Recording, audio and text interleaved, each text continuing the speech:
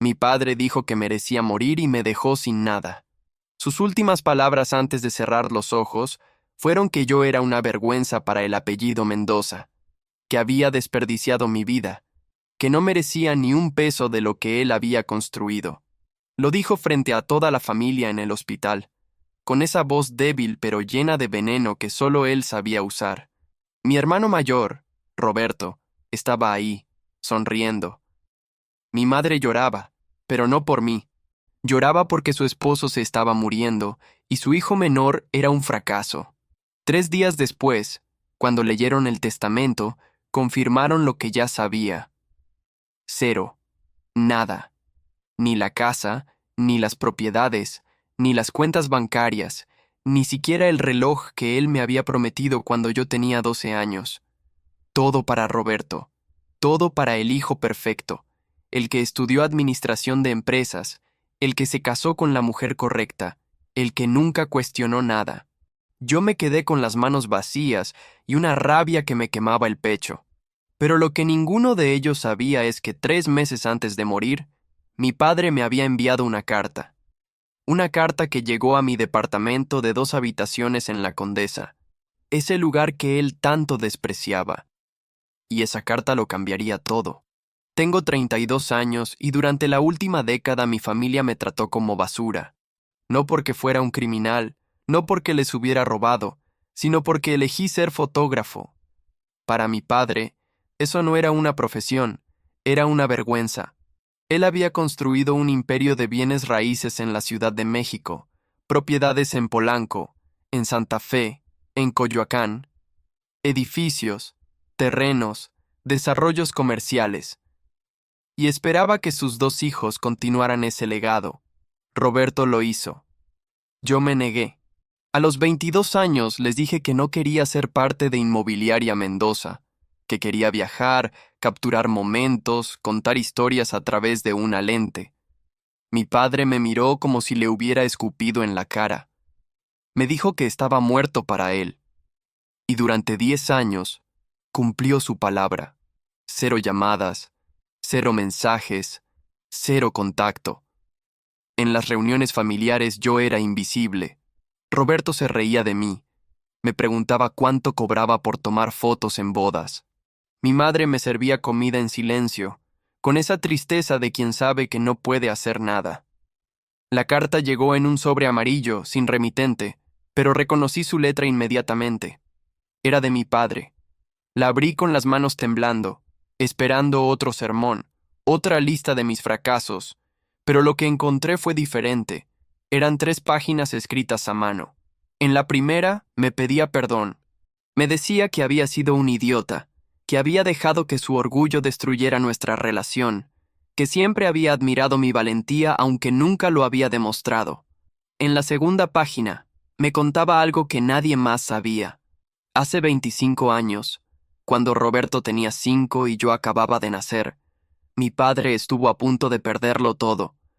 Una mala inversión, un socio que lo traicionó, deudas que no podía pagar. Estuvo a días de la bancarrota, pero un hombre lo salvó, un inversionista discreto que le prestó el dinero necesario para salir del hoyo y reconstruir. Mi padre nunca supo quién era ese hombre, solo que firmaba los documentos como el benefactor.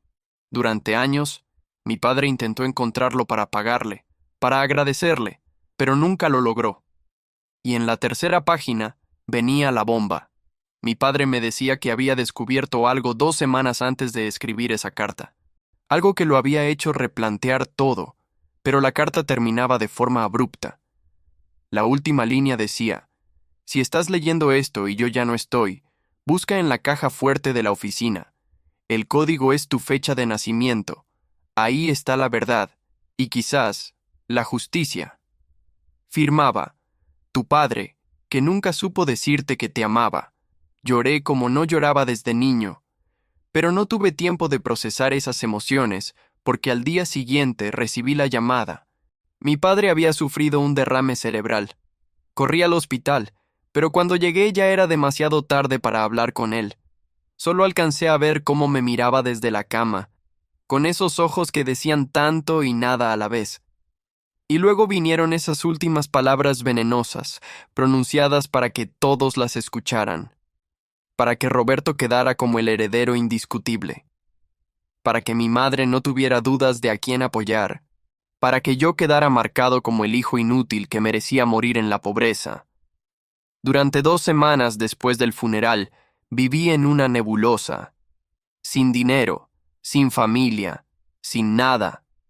Sobrevivía con los trabajos freelance que conseguía, sesiones de fotos para pequeñas empresas, retratos en plazas públicas. Mi cuenta bancaria tenía menos de 5,000 pesos. Roberto, mientras tanto, ya estaba administrando el imperio. Lo vi en las redes sociales, publicando fotos desde la oficina principal de Inmobiliaria Mendoza, con ese traje caro que le quedaba perfecto, con esa sonrisa de ganador que siempre tuvo. Pero yo no podía dejar de pensar en la carta, en la caja fuerte, en la verdad que mi padre había prometido. El problema era que la oficina ahora pertenecía a Roberto. No podía simplemente entrar y abrir la caja fuerte sin que él se diera cuenta. Necesitaba un plan, necesitaba acceso. Y entonces recordé algo. La secretaria de mi padre, doña Lupita, una mujer de 60 años que llevaba 30 trabajando para él. Ella me quería, siempre me había tratado bien, incluso cuando mi padre me ignoraba. Si alguien podía ayudarme, era ella. Si alguna vez te han hecho sentir que no vales nada, si alguna vez tu propia familia te dio la espalda, suscríbete a este canal. Aquí compartimos historias de hombres que descubrieron que su verdadero valor nunca dependió de la aprobación de otros. Y esta historia apenas comienza. La llamé un martes por la tarde. Doña Lupita contestó al tercer tono, con esa voz maternal que me hacía recordar cuando yo era niño y pasaba las tardes en la oficina de mi padre, dibujando en las hojas de papel membretado mientras él cerraba negocios. Le dije que necesitaba hablar con ella, que era urgente, que tenía que ver con mi padre. Hubo un silencio largo del otro lado de la línea. Luego me dijo que Roberto había estado revisando todo, que había cambiado las cerraduras, que había despedido a 3 empleados de confianza de mi padre porque decía que eran leales al pasado y no al futuro. Pero doña Lupita seguía ahí porque conocía cada detalle del negocio, cada contrato, cada cliente. Roberto la necesitaba, aunque probablemente la despediría en cuanto encontrara a alguien más joven y menos leal a la memoria de mi padre. Le conté sobre la carta, le conté sobre la caja fuerte. No le dije qué esperaba encontrar porque ni yo mismo lo sabía con certeza. Solo le dije que mi padre quería que yo viera lo que había dentro. Doña Lupita suspiró. Me dijo que Roberto salía todos los jueves a las 5 de la tarde para reunirse con inversionistas en un restaurante de Polanco, que la oficina quedaba prácticamente vacía después de esa hora, que ella podía dejarme entrar, pero que tenía que ser rápido. 10 minutos, máximo. Después de eso, las cámaras de seguridad delatarían cualquier movimiento extraño. El jueves llegué a las 5:15. Doña Lupita me esperaba en la puerta trasera del edificio, esa que solo usaban los empleados de confianza. Me abrazó con fuerza, como si quisiera pedirme perdón por todo lo que había pasado. Luego me llevó por el pasillo hasta la oficina principal, la que había sido de mi padre y ahora tenía el nombre de Roberto en la puerta. Me temblaban las manos cuando entré. Todo estaba diferente. Roberto había cambiado los muebles. Había puesto fotos suyas con políticos y empresarios. Había eliminado cualquier rastro de la decoración sobria que mi padre prefería. Pero la caja fuerte seguía ahí, detrás de un cuadro de la Bolsa Mexicana de Valores que colgaba en la pared del fondo. Moví el cuadro a un lado y ahí estaba. Una caja fuerte digital, negra, con un teclado numérico. Marqué mi fecha de nacimiento, 15-07-92. El pestillo se abrió con un clic metálico que resonó en el silencio de la oficina.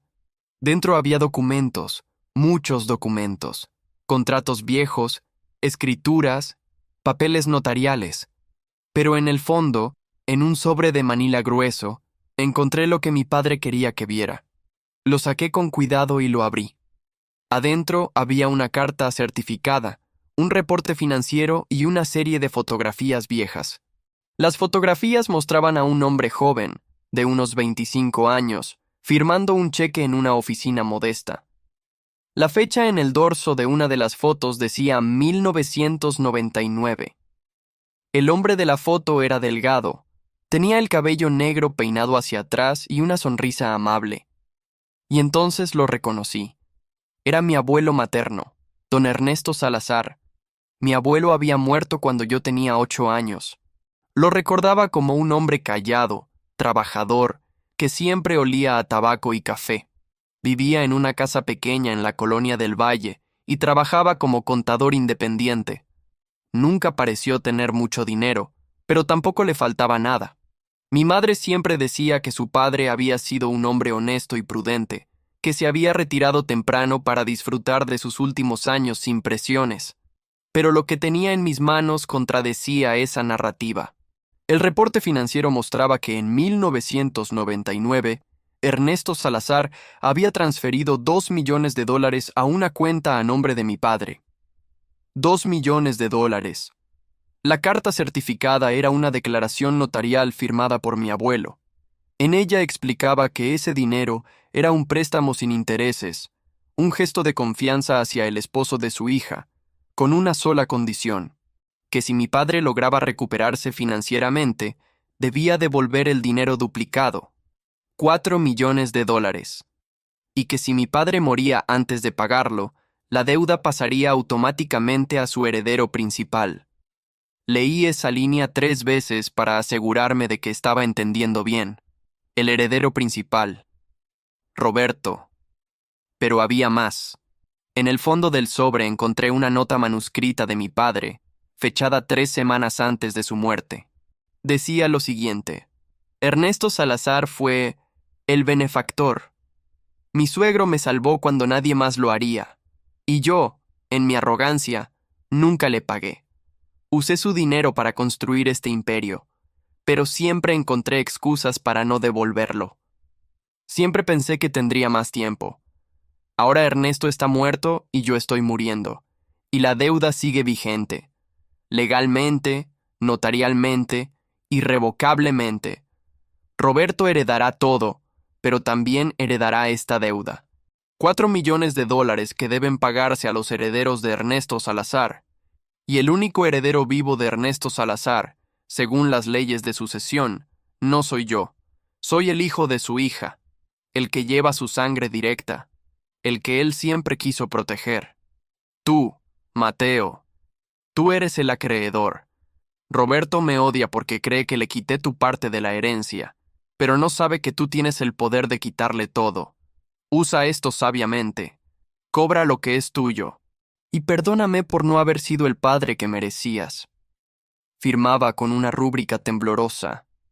Me quedé paralizado en esa oficina, con los papeles en las manos y el corazón latiendo tan fuerte que pensé que iba a explotar. Mi padre me había dejado la venganza perfecta.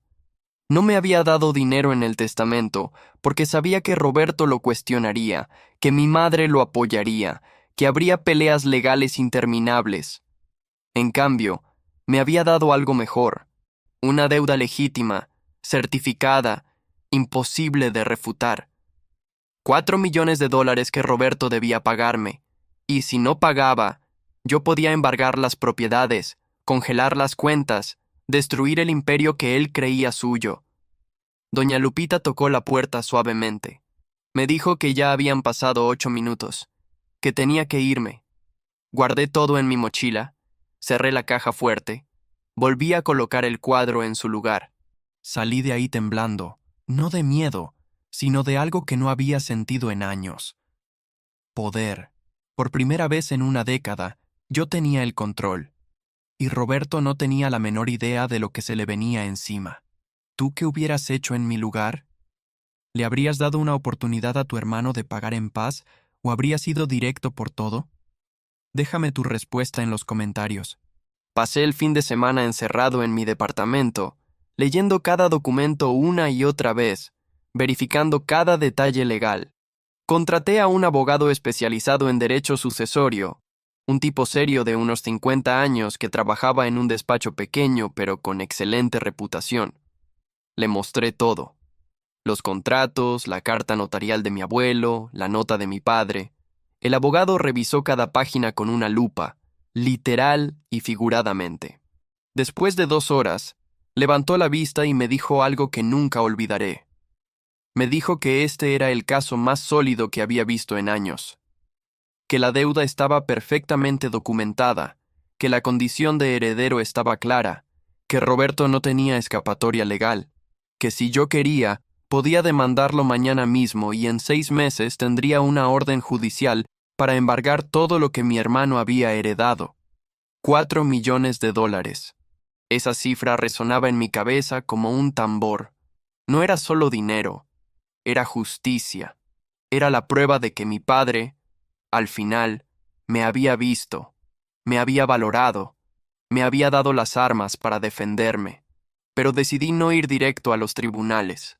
Quería que Roberto supiera exactamente quién lo estaba destruyendo y por qué. Quería ver su cara cuando se diera cuenta de que el hermano fracasado, el fotógrafo inútil, el hijo que merecía morir en la pobreza, tenía el poder de quitarle todo. Así que esperé 2 semanas más, observándolo desde lejos. Lo veía en redes sociales, presumiendo su nueva vida. Fotos en restaurantes caros, viajes a Cancún, reuniones con inversionistas importantes. Vi cómo cambiaba el logotipo de Inmobiliaria Mendoza, cómo ponía su propia visión en el negocio que mi padre había construido. Vi cómo trataba a los empleados viejos con desprecio, como si fueran reliquias obsoletas. Y vi cómo le contaba a todo el mundo que él era el único hijo que había valido la pena, que yo había sido una decepción desde el principio. Cada publicación, cada comentario arrogante, cada muestra de su ego inflado, me daba más razones para hacer lo que tenía que hacer. El día que decidí actuar fue un lunes por la mañana. Le mandé un mensaje a Roberto, simple, directo. Le dije que necesitaba hablar con él sobre un asunto legal relacionado con papá, que era urgente, que nos viéramos en su oficina a las 11. Roberto me respondió con un tono burlón.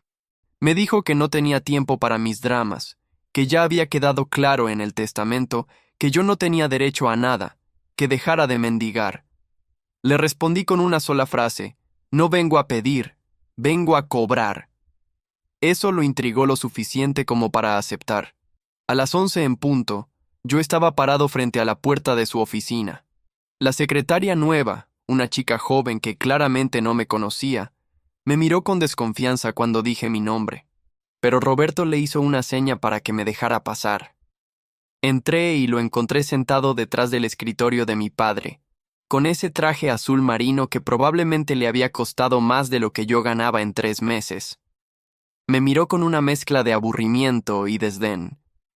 Me preguntó qué quería, que fuera rápido porque tenía una junta importante en media hora. Saqué la carpeta de mi mochila y la puse sobre el escritorio. Le dije que abriera. Roberto suspiró, como si esto fuera una pérdida de tiempo monumental, pero abrió la carpeta.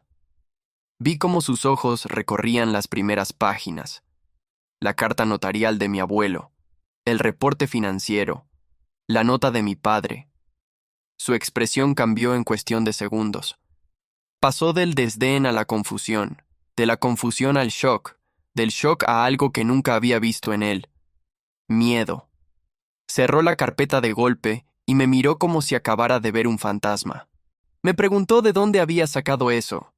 Le dije que papá me lo había dejado, que había sabido exactamente lo que estaba haciendo cuando redactó ese testamento, que me había dado algo mucho más valioso que propiedades o cuentas bancarias.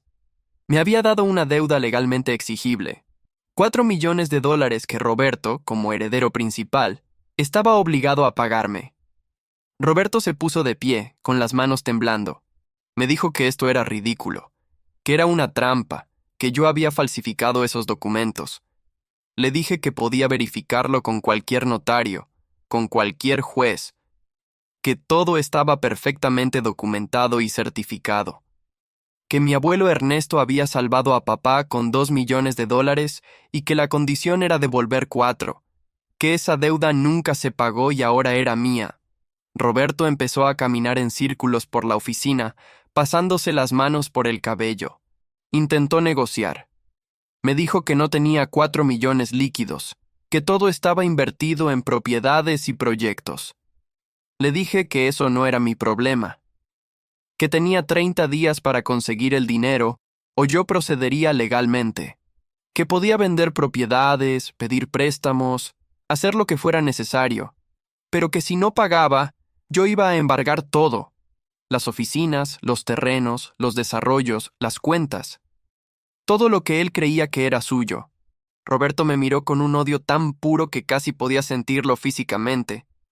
Me dijo que yo era una basura, que siempre había sido una basura, que papá tenía razón al despreciarme.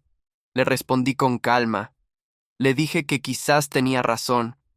Quizás yo era un fracaso a sus ojos, pero era un fracaso con 4 millones de dólares en documentos legales, y que eso me convertía en su peor pesadilla. Salí de esa oficina dejándolo con la carpeta en las manos y el mundo desmoronándose a su alrededor. Y por primera vez en 10 años, sentí que respiraba libremente. Si esta historia te está impactando, si sientes que hay justicia en lo que está pasando, dale like a este video. Tu apoyo hace que estas historias sigan llegando a más personas que necesitan escucharlas. Los siguientes días fueron un caos. Roberto intentó todo. Primero llamó a mi madre, llorando, diciéndole que yo estaba intentando destruir el legado de papá, que estaba usando documentos falsos para robarle lo que legítimamente era suyo. Mi madre me llamó esa misma noche, con la voz quebrada, suplicándome que reconsiderara. Me dijo que la familia era lo más importante, que papá no hubiera querido esto, que yo estaba siendo cruel con mi propio hermano. Le expliqué todo. Le conté sobre la carta que papá me había enviado, sobre la deuda del abuelo Ernesto, sobre cómo papá me había dejado esto precisamente porque sabía que Roberto me había tratado como basura durante años. Mi madre se quedó en silencio un largo rato. Luego me dijo algo que me rompió el corazón. Me dijo que ella sabía de la deuda, que papá se lo había contado meses antes de morir, que había estado de acuerdo en que yo era el heredero legítimo de ese dinero, pero que tenía miedo de lo que Roberto haría si perdía todo, que me pedía, como madre, que fuera compasivo. Le dije que la compasión era algo que Roberto nunca me había mostrado, y colgué. Roberto también contrató abogados, los mejores que pudo encontrar, un despacho grande en Santa Fe, con socios que aparecían en revistas de negocios. Intentaron encontrar alguna falla en los documentos, alguna laguna legal, alguna forma de invalidar la deuda. Pero no pudieron. Mi abuelo Ernesto había sido contador toda su vida y sabía exactamente cómo estructurar un préstamo para que fuera inquebrantable. Los abogados de Roberto me mandaron cartas formales, intentando intimidarme, amenazando con contrademandar por acoso. Mi abogado respondió cada carta con calma profesional, recordándoles que teníamos todos los documentos certificados y que estábamos dispuestos a ir a juicio si era necesario, que un juez tardaría aproximadamente 10 minutos en revisar el caso antes de fallar a nuestro favor. Las cartas dejaron de llegar después de la tercera semana. Roberto sabía que estaba perdido, que no había salida legal, que o pagaba o perdía todo. Pero lo que yo no esperaba era que Roberto fuera tan desesperado como para jugar sucio de verdad. Una noche, alrededor de las 11, alguien tocó la puerta de mi departamento. Cuando abrí, encontré a 2 hombres grandes, con caras serias y ropa oscura. Me dijeron que venían de parte de Roberto, que él quería hacer un trato, que si yo retiraba la demanda y olvidaba todo este asunto, él me pagaría 500,000 pesos en efectivo. $500,000 por desaparecer. Les dije que se fueran. Uno de ellos dio un paso adelante, invadiendo mi espacio personal, y me dijo que Roberto podía ser mucho menos generoso si yo seguía siendo terco, que había formas de hacer que los documentos desaparecieran, que había formas de hacer que yo desapareciera. Cerré la puerta en sus caras y llamé inmediatamente a mi abogado. Él me dijo que documentara todo, que instalara cámaras de seguridad, que hiciera copias de todos los documentos y las guardara en lugares seguros, que la desesperación de Roberto era señal de que estábamos ganando, pero también de que tenía que ser cuidadoso. Al día siguiente, subí todas las copias certificadas a un servidor en la nube, envié duplicados a mi abogado y a doña Lupita, y guardé los originales en una caja de seguridad en un banco. Si algo me pasaba, todo se haría público automáticamente. Roberto podía intentar asustarme, pero no podía borrar la verdad. Y entonces hice algo que probablemente fue arriesgado pero necesario.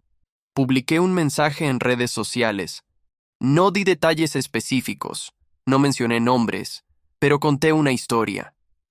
La historia de un hombre que había sido rechazado por su familia por elegir su propio camino, que había sido llamado fracasado, inútil, indigno, pero que al final había descubierto que su verdadero valor nunca había dependido de la aprobación de otros, que la justicia a veces llega de formas inesperadas, y que las deudas, eventualmente, siempre se cobran.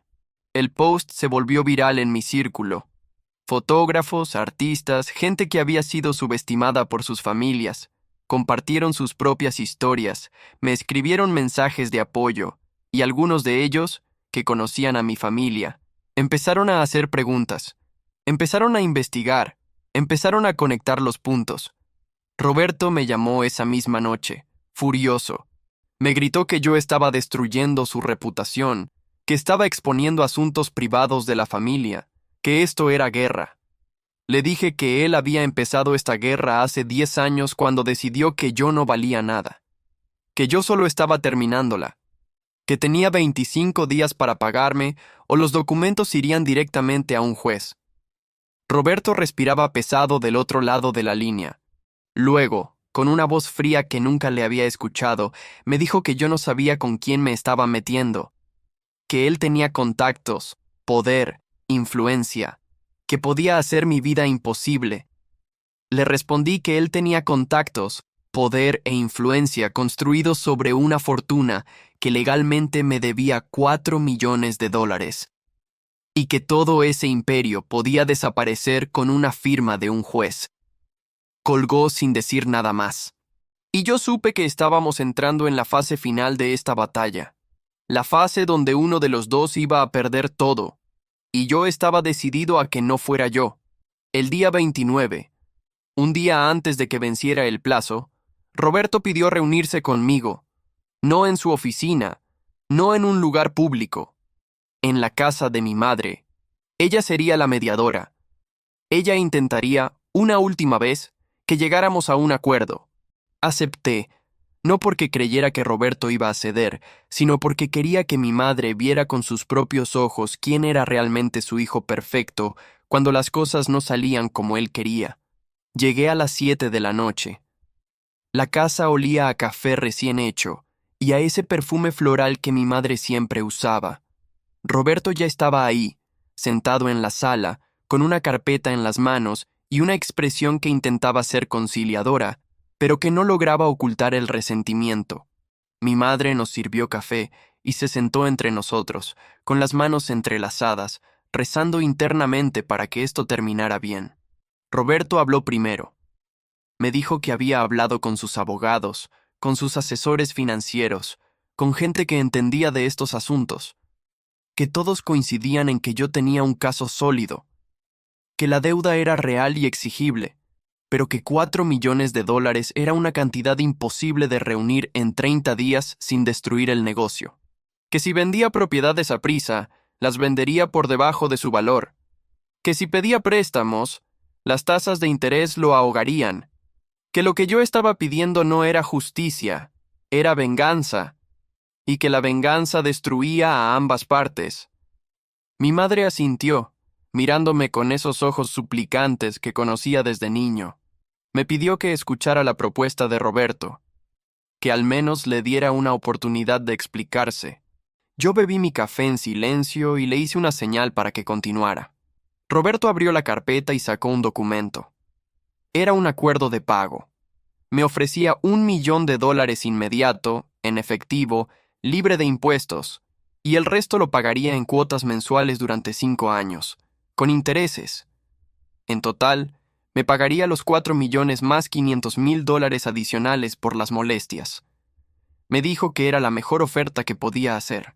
que si yo aceptaba, podríamos terminar esto como hermanos, que podríamos reconstruir la familia. Lo miré fijamente.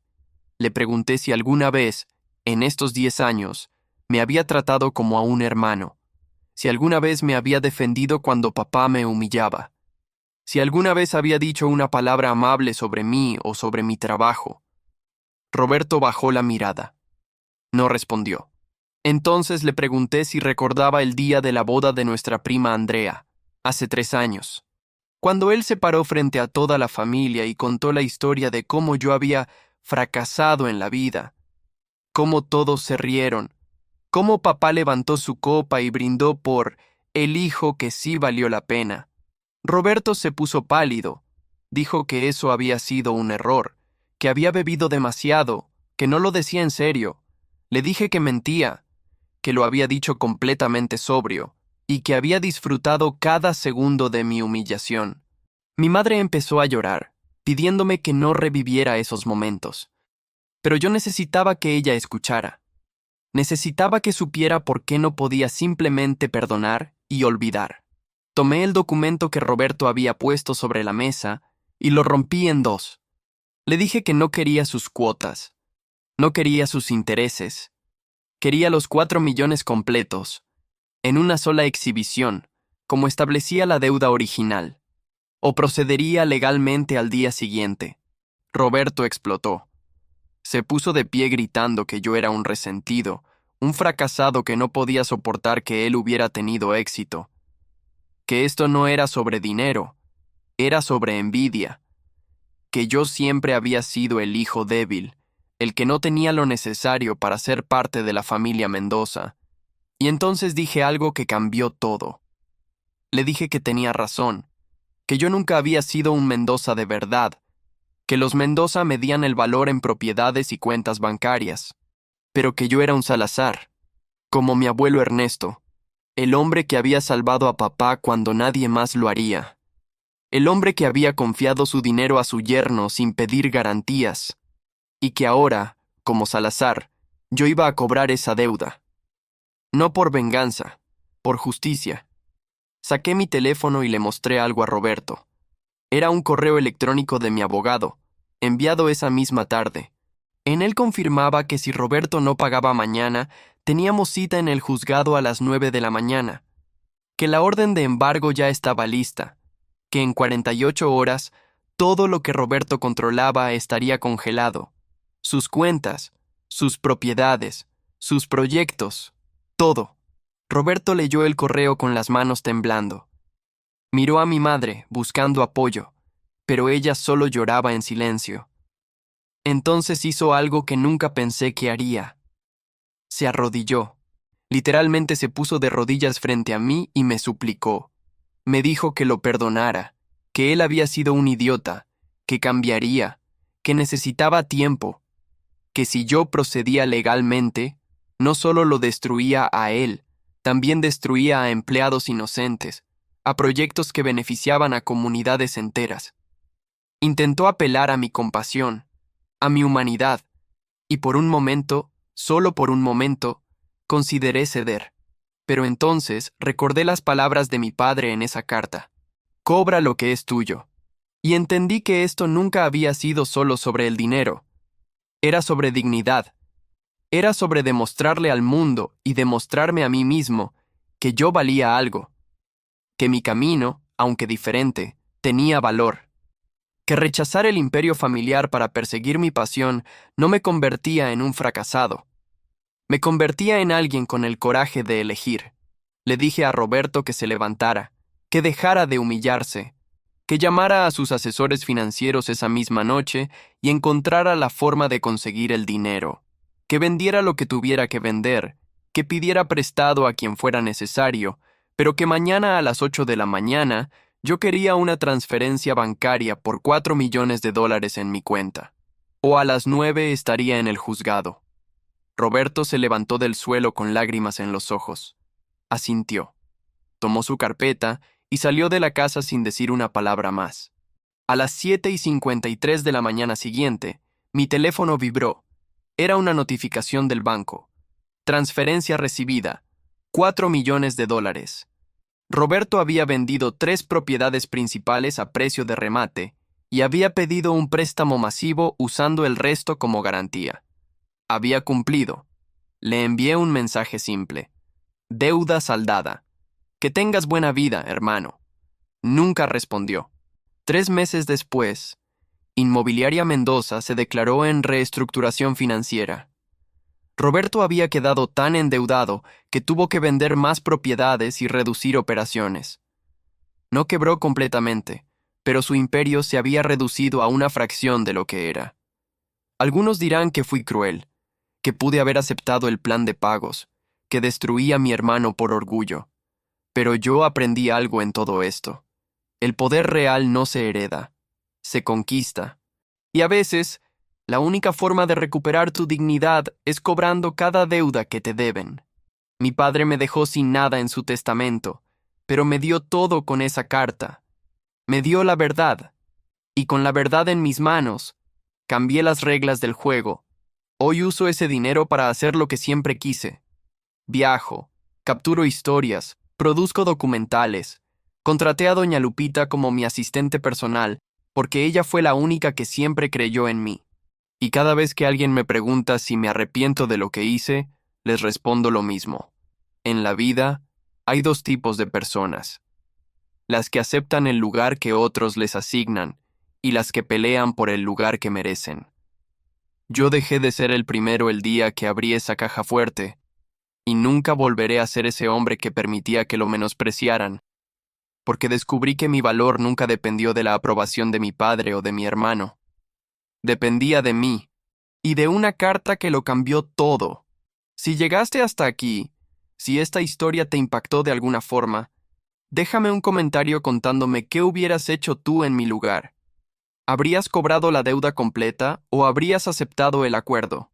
Comparte este video con alguien que necesita recordar que su valor no lo define su familia, sino sus decisiones. Y si aún no estás suscrito, hazlo ahora. Aquí compartimos historias de hombres que se negaron a ser víctimas y se convirtieron en arquitectos de su propio destino. Esto apenas comienza.